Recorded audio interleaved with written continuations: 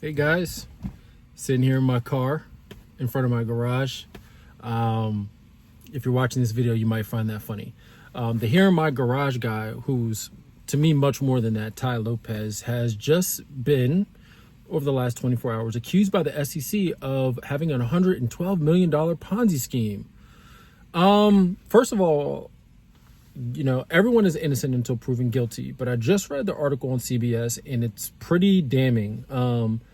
It basically says that he used REV or Rev, his purchasing company, to, of course, as we know, purchase dead brands, Radio Shack, Pure One, Dress Barn, stuff like that, right?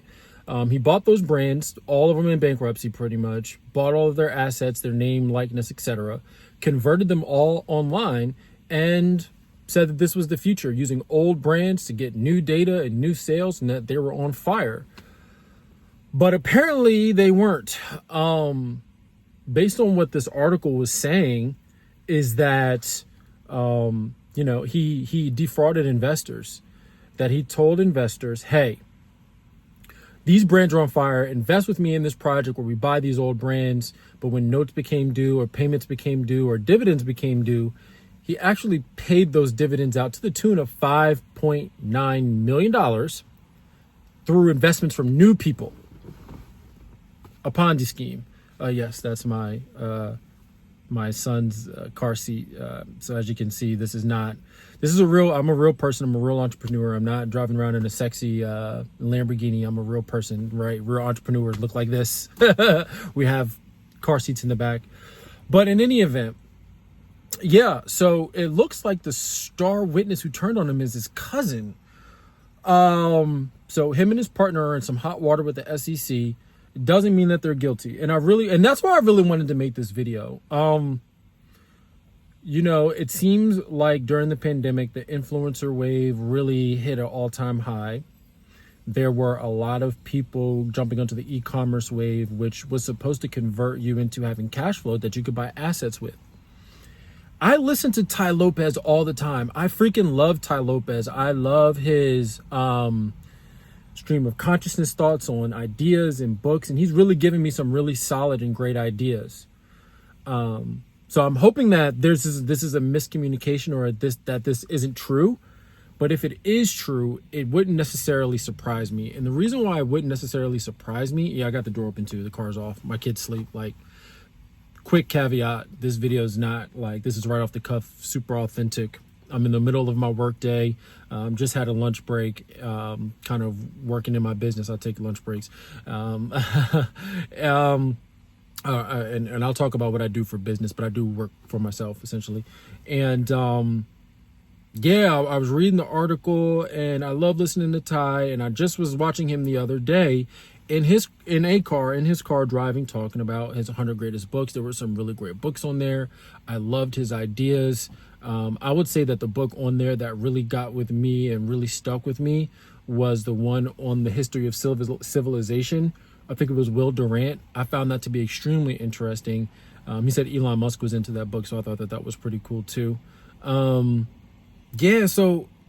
Tai Lopez is being accused by the SEC. Now, this is the word accused. I don't think he's been indicted on anything. I don't really know how this works.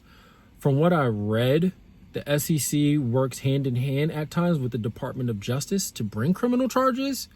So, you're going to see a lot of stuff online, and I don't think Tai Lopez is going to go to jail. I think that this is just a very interesting situation, and I think that it contradicts a lot of his advice. And that was another reason. One, I love Tai Lopez and really think he has really practical and good ideas and advice.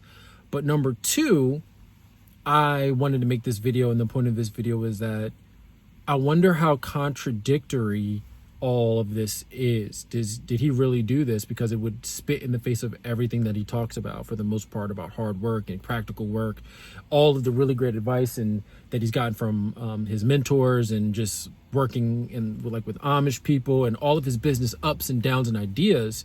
What does this mean? Who knows what it means? You can't draw a conclusion on something that just came out 24 hours ago. Yes, the SEC is a major government regulatory body, but it doesn't mean that he is guilty of this. Not until you're proven innocent. I wanted to be one of the first people to talk about it because there's going to be a lot of noise out there, but I want to provide some perspective that we just don't know. But the SEC is pretty, the government doesn't really go against you unless they've got a case against you, from what I've learned. I find this interesting. I almost put him in the same kind of lane as a Kevin Trudeau, who I really also enjoy, but he also went to prison, right?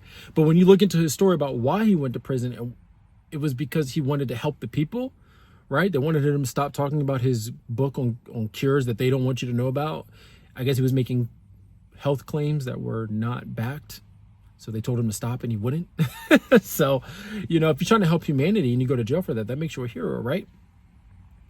So I find this really interesting. Yeah, have you seen the information about Tai Lopez? Do you care about Tai Lopez? Do you like Tai Lopez?